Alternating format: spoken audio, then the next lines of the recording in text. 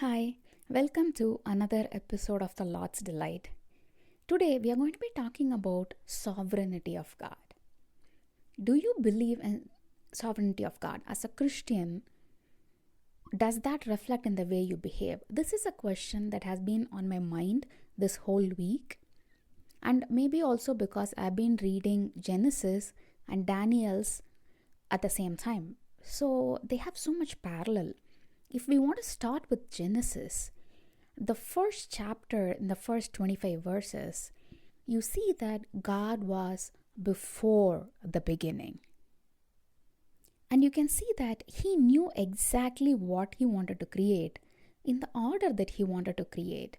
He created light, then separated the water, the sky, vegetation, fishes, animals, trees.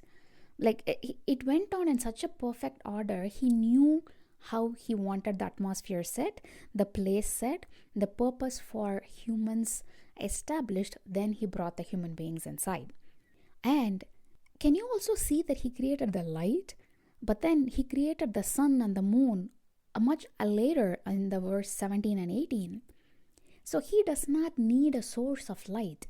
He is light, and his word is so powerful. And this is a God who creates stuff out of nothing. His word is so powerful. He is sovereign. He has complete authority. And I want to stress one point. The fall of human did not change that. In fact, the fall happened because he gave us humans the free will to choose, the free will even to the extent of rejecting God and his purpose for us. So the second part is, are we as Christians, we know this, right? We know this in our brains, we know this in our head. But then, do we live that way? We say we acknowledge with our mouth. Does our actions follow along the same path? This is where I want to bring in Daniel.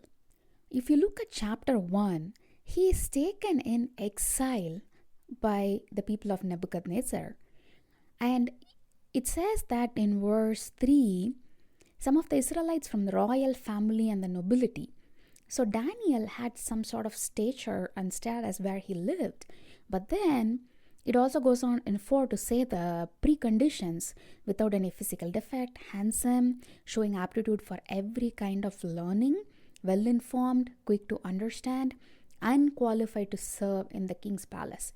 Why we are talking about this is, I'm setting you the context. Such a person, he is so talented, young, and he is taken as a slave to another country, but then he is taken along with his whole friends.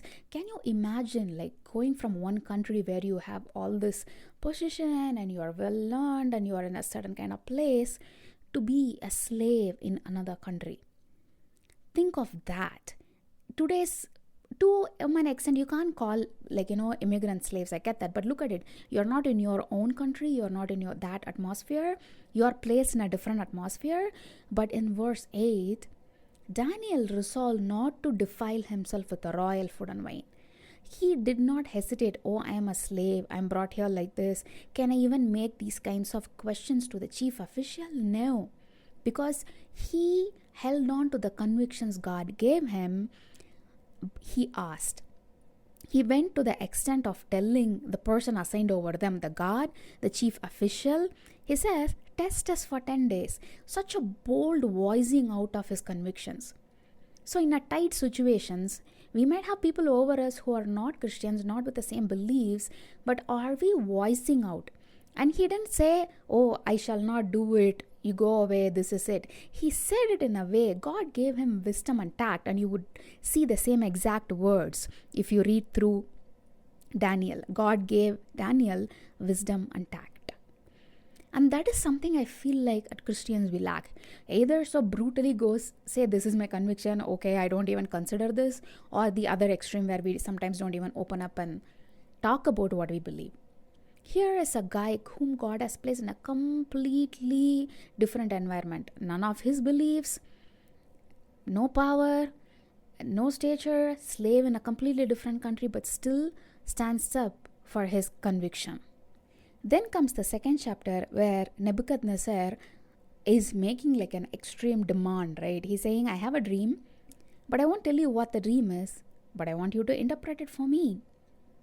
And God gives Daniel the grace.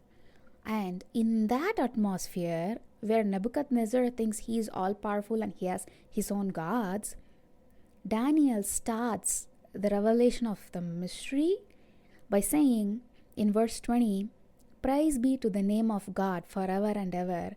Wisdom and power are His." He goes on to praise God and tell, this is what is happening. The God of my ancestors has given me wisdom and power.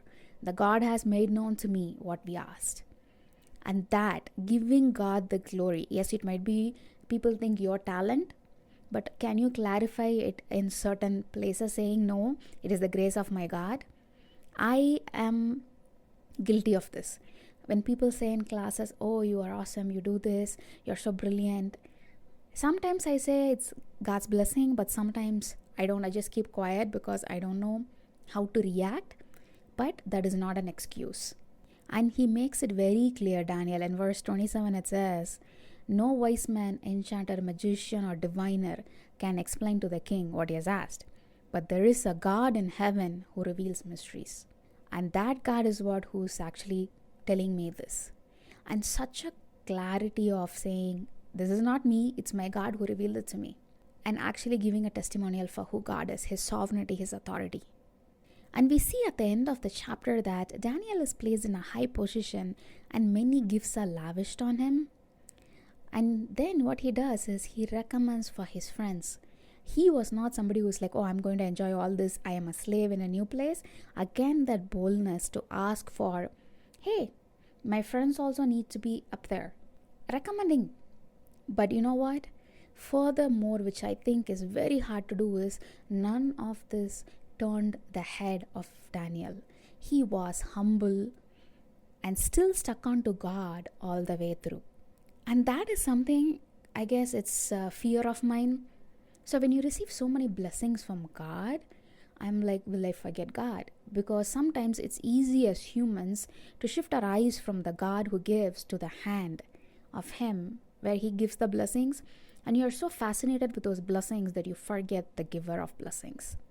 So this week, I want to remind you that live like that God is sovereign, even in this world where we don't see examples of that. Daniel didn't.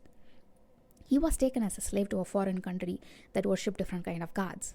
He was employed there. He was working for that administration. But you know what? He never compromised on his conviction, was vocal about it, but he was not brash about it. And God gave him the wisdom and tact to be a testimony before that king. So, I want to challenge you today. What is it that is holding you back from talking about the sovereignty of God when you are in a situation surrounded by people who don't see it that way?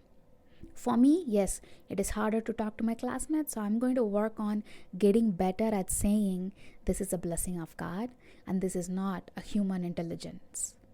So, maybe a tiny change. I'm not saying, oh, every day and every moment make everything change in your life.